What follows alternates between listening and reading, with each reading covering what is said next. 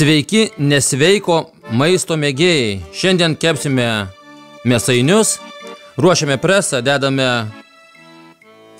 popieriaus lapelį.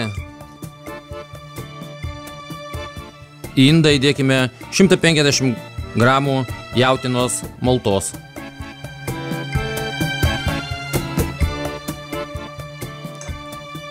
Supresuojam. Apirčiam turi iškristi. Puikus kotletas. Gaminam 7 vienetus. Atskleisiu jums paslaptį. Vienas mėsainis bus atvirkštinis. Žiūrėkit vaizdo įrašą iki galo. Viską pamatysite. Nepamirškit paspausti laikų. Paruošėm 7 mėsainius. Kotlečiukus. Keliaujam prie griliaus. Kepsninė paruošta pusę tiesiogiai kepimui, pusę netiesioginiam kepimui. Dedame jautienos kotlečiukus.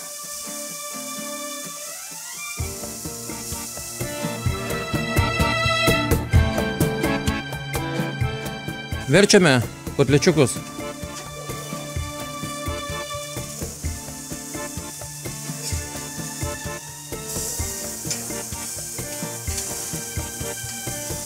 Mes faršo nesūdėm, nepipirinom, padarysime dabar.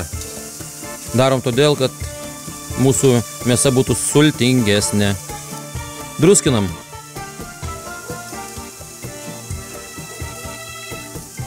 Uždarom.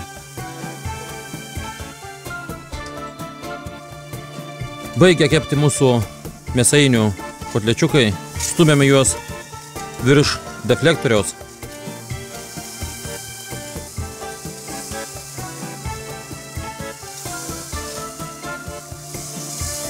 Dedam sūrį.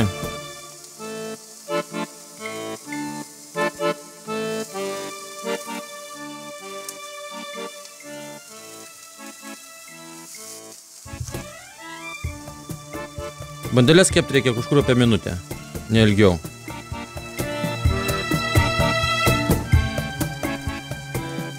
O taip, puikus vaizdas.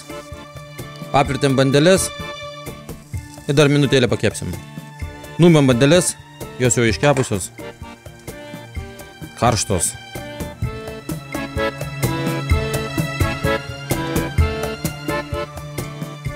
Ir nuimsim mėsą.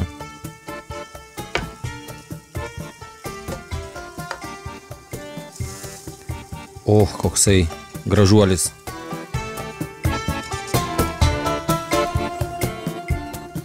Keliaujam prie stalo po trupučiuką. Tuoj darysime išvirkštinį mėsainį. Bandom klijuoti neteisingą išvirkščią mėsainį. Imam mėsos kotlečiuką. Ant jo dedame daržovės. Tarkim salotą kažkokią tai. Paimsime bandelę, sutepsime padažu. Tegul būna baltas padažas.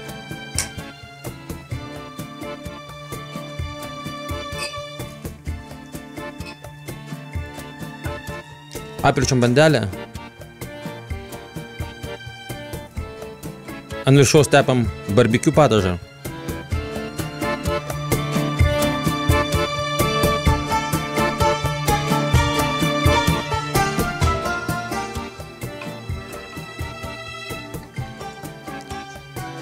Toliau agurkai, pomidorai.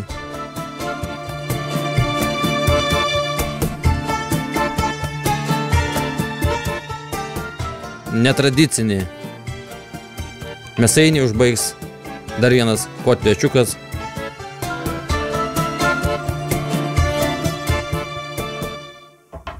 Visiems skanaus, einam ragauti.